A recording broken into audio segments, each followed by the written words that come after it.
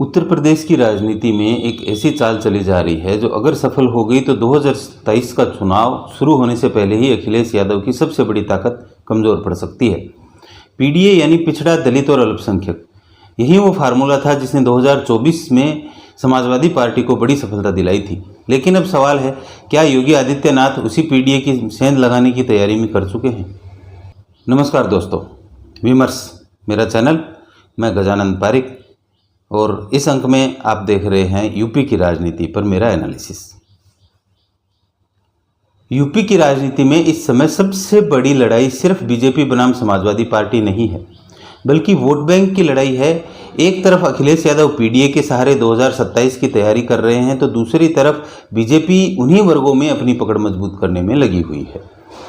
आखिर कौन सी रणनीति चल रही है और इसका फायदा किसको मिलेगा, आइए समझते हैं। 2024 लोकसभा चुनाव में अखिलेश यादव ने MY यानी मुस्लिम यादव समीकरण से आगे बढ़कर पीडीए का नारा दिया। पीडीए का मतलब है पिछड़ा वर्ग, दलित और अल्पसंख्यक। अखिलेश का दावा था कि यूपी की सबसे बड़ी आबादी इन्हीं वर्गों की है और अगर ये एकजुट हो जाएं तो सत्ता का रास्ता आसान हो सकता है। 2024 के नतीजे के बाद इस रणनीति की काफ़ी चर्चा हुई और इसे सपा की सफलता का सबसे बड़ा कारण माना गया। लेकिन राजनीति में कोई भी रणनीति हमेशा के लिए नहीं होती है। बीजेपी ने भी हाल के वर्षों में गैर यादव ओबीसी और गैर जाटव दलित समुदायों पर लगातार फोकस किया। निषाद, मौर्य, कुर्मी, लोध, पासी, कश्यप जैसे समुदायों में संगठन को मजबूत किया जा रहा है।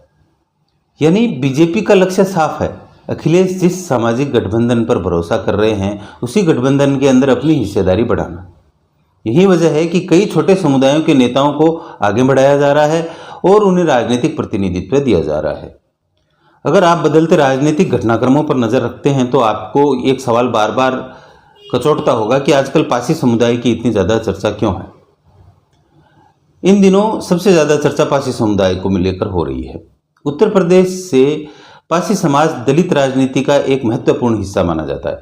अगर यह वोट बड़ी संख्या में किसी एक तरफ झुक जाता है तो कई सीटों पर गणित बदल सकता है। इस वजह से सभी दल इस समुदाय को साधने की कोशिश कर रहे हैं और यही कारण है कि पासी नेताओं की गतिविधियां और यात्राएं भी राजनीतिक चर्चा का विषय बनी हुई है।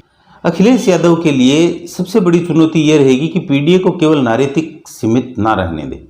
उन्हें पिछड़े, दलित और अल्पसंख्यक वर्गों के बीच लगातार राजनीतिक संतुलन बनाए रखना होगा, क्योंकि अगर इन वर्गों का छोटा हिस्सा भी दूसरी तरफ चला गया तो कई सीटों पर असर पड़ सकता है।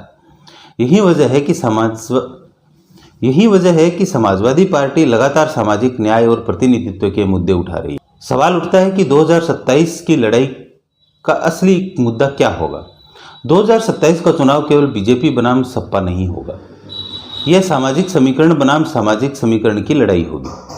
एक तरफ योगी आदित्यनाथ को सामाजिक इंजीनियरिंग, दूसरी तरफ अखिलेश यादव का पीडीए मॉडल। जो पार्टी पिछड़े, दलित और छोटे जातीय समूह का भरोसा जीत लेगी, सत्ता की चाबी उसी के हाथ में। फिलहाल इतना तो साफ है कि उत्तर प्रदेश की राजनीति में शतरंज की बिसात बिछ चुकी है। एक तरफ पीडीए को बचाने की चुनौती है तो दूसरी तरफ उसी पीडीए में सेंध लगाने की कोशिश। अब देखना होगा कि 2027 तक कौन किसकी चाल काटता है। यूपी का पूरा राजनीतिक विश्लेषण जानने के लिए साथ बने रहिए। वीडियो पसंद आए तो लाइक, शेयर और सब्सक्राइब जरूर करें।